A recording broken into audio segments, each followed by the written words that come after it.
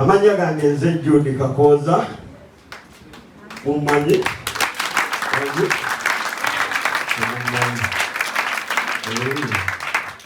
ndi mupya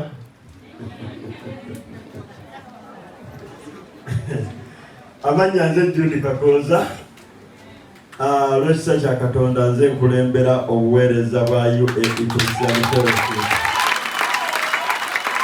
Si lwa maanyi, si lwa buyinza, si lwa magezi, si lwa bugagga, si lwa kintu kyonna.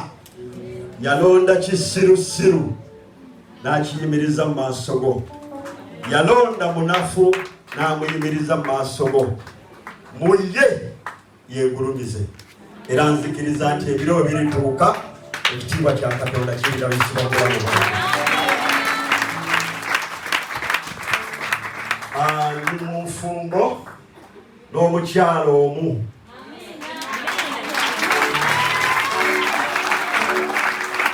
Tamange omukazi ayina n'amabeere. Amen.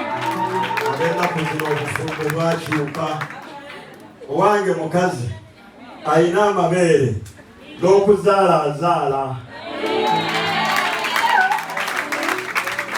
Nze naye tulina abaana bana bweddu. Waliwo atandise okubala emyaka gyaffe gibale nnyo.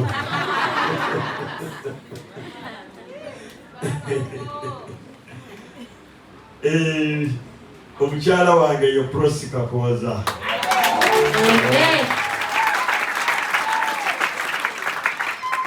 Abooluganda Saamu Babubbi. Sewe enkoko tewagifuna? Obanga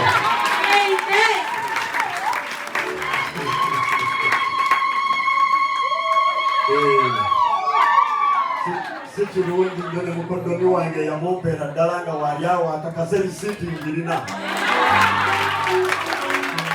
Olwekyangira nzijayo risiiti mugamba gwe tereera mulayini ngirina ntambula nayo.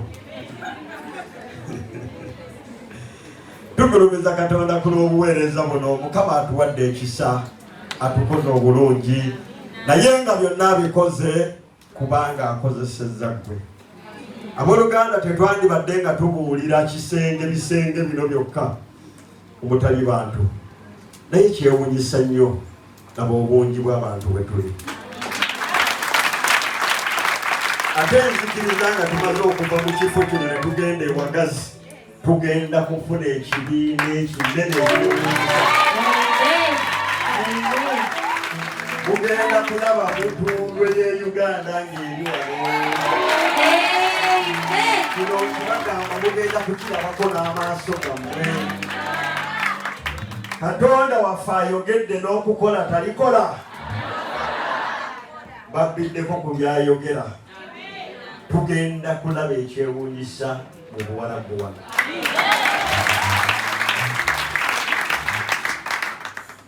Kabyamala otujja wano n'ateeka mu kifo ekinene. Ye yamanya oledi abantu bagenda okujjuzaawo gye bali oledi. Abamu batuuka naawe ne bagira too much congested. No. But because bali eyo beewulira. Naye banafuna ewagazi bagenda kujja emitima gibetentebwe. Baterere mulayini tu. Nemwe mulimu abajjanga mwepanka. Kwamba kitwaza sitaani wajjanga wepanka ekimala. Naye bw'owulira nga Mukama akozeemu omulimo okwepanka oyo omulengedde oyo. Mulabye omulabye. Aha, walengedde. Naawe mama kamera waliko.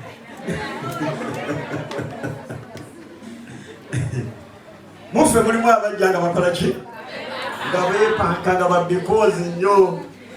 Naye bagenda okutuula wano ennaku 2-3 nga bawulira nti buli omutima tebakyagulina, nga waliwo ekipya ekikoleddwa mu bo. N'abalala bakyaliyo bakomaawo ne bagamba no. Naye nkubuulira tunagenda ewagazi ne balinnya mu kifo we tunaabira Katonda watusimbye. Bonna bajja kutuula obasange nga balinga ebikoko ebikubiddwa enkuba.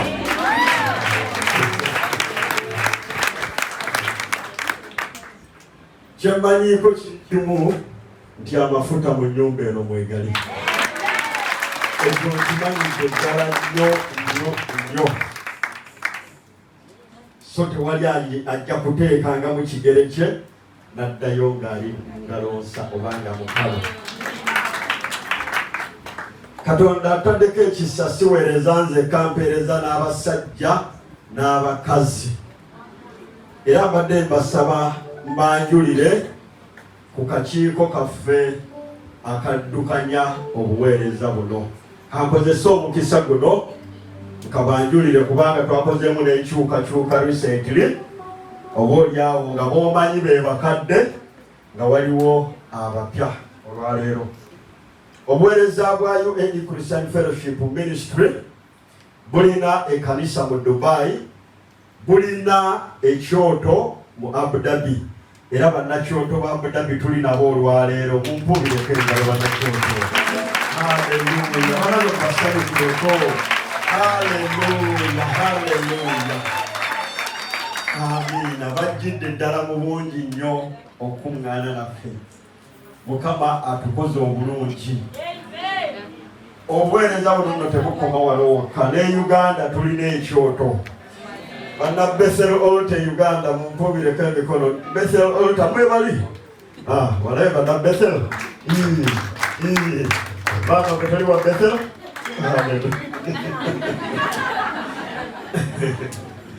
Mukama atukoze obulungi obutali buki. Sikulembera nzekka naye waliwo abasumba benkulembera nabo bemmanyi nti tebali mu nnyumba olwaleero. Omusumba Elijah Success omugole Kawasa mumumanyi. Nga mubanjulira ne tumusabira nga gwagenda okuwasa taliiwo byona kutekomera. Oyo gwagenda okuwasa omukyala mubaddeyize. So gwe musajja gwali singo okkirizibwa okuyimirira nga musumba ine kyokosirikemuko n'ojja wano n'ogira oti n'ogamba musumba natuwa bwesonga nze nkumulira ekiddako kibiina kiikino buli sayizi gyoyagala tugirina, buli kala gyoyagala Mukama yagikozde ki? Agikuleetedde. Era neewuunya abakyali singo naye basajjamu oba mbasabire saaba. Kyokka tusabire abasajja. Wangi? Omanyi juzi wano ndowooza ebbanga si ddene emabega waaliwo omusajja nga bamuyita Erisa. Elisha mumumanyi mwamuwulirako? Yalinako ko omuddu we. Omuddu we n'agenda n'alaba ejje nga libalumbye. Mu kutya okungi n'adduka ewa Erisa n'amugamba waaye waabitegedde mukama wange twafudde dda. N'amubuuza nti ate kiki? Nti ejje ddene litalabwangako litulumbye. N'agamba nti ono muzibe w'amaaso tamanyi kyayogera. N'asaba essaala gye njagala okusabira abasajja bano. N'agamba Mukama Katonda azibule ku maaso g'omuddu we alabe ejje eddene eriri ku luuyi lwabwe. Kwe kusaba kwange olwaleero bammwe ndutekemu Katonda ekitiibwa. Gamba emikono waggulu ng'oli musajja singo mukazi wumula. Ng'oli musajja singo tuli siriyasi. Bw'otawalikanga ate oli singo ovaawo na kikolimo. Tegeeza okyalinayo emyaka 30 amalala nga towasizza. Saagala kulekera kikolimo. Be bano bokka abaagala okuwasa. Okay, tusaba Katonda omuyinza w'ebintu byonna ngulumiza erinnya lyo Taata. Gwe Katonda Mukama atuwadde amafuta ag'okuwasa n'okufumbirwa mu nnyumba eno. Era gwe Katonda yateekawo obufumbo Mukama Taata Kabaka w'Abakabaka nti abasajja bawase n'abakyala bafumbirwe. Nzija mu maaso go n'ekibiina kino Katonda wange Mukama. Mpaayo abasajja bano mu maaso go olwaleero Mukama. Taata gwe yazibula ku maaso g'omuddu w'Erisa, zibula ku maaso g'abasajja bano. Batunule mu kibiina kino balabe ebyo by'obategekedde kubanga bingi n'ebibala tubiraba Mukama Taata Yesu. Kaakano zibula amaaso g'abasajja bano Mukama. Bawa obuvumu mu Butaata. Mukama oyo eyeenyooma ng'awulira nti talina. Eyeenyooma ng'alowooza nti agenda kusooka kugula mataka na kuzimba. Mugambe nti gw'ogaba amagezi okukola obugagga. Naye olwaleero bazibula amaaso balabe basobole okuwasa Mukama. Weegayiridde Kitange Taata Yesu. Kola ku nsonga z'abasajja bano. N'abakyala bennyini Mukama emitima gyabwe ogigonze basobole okubakkiriza. Abadde banoonya Amerika ne Haiti Taata ozituwadde mu nnyumba eno. Tukwebaza ku lw'ekyo Katonda waffe. Weebale Yesu. Weebale omuyinza w'ebintu byonna. Amiina.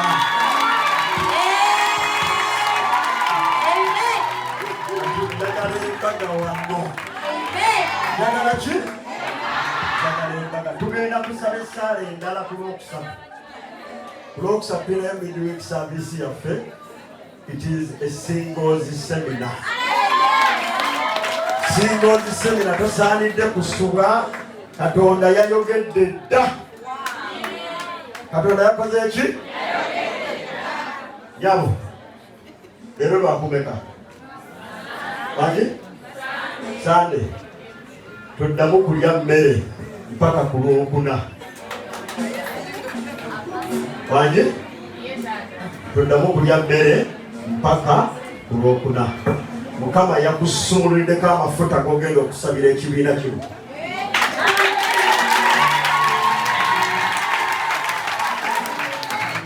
Mugenda kusabira abasingu b'ennyumba eno kubanga ekisa Mukama yakituwadde. Tegese ennaku ezo okuva olwaleero mpaka ku Lwokuna ng'olinako essaala gy'okola ku lwawo. Amiina. So tosima kubeerawo ku Lwokusatu, tujja kubeera online. Tujja kutandika essaawa 3 tumalirize essaawa 6 ez'ekiro. Atali ku WhatsApp group yaffe nikwegayiridde tova wano nga toyingidde WhatsApp group. Ba ashazi muliwo. Abo bagenda kuyambako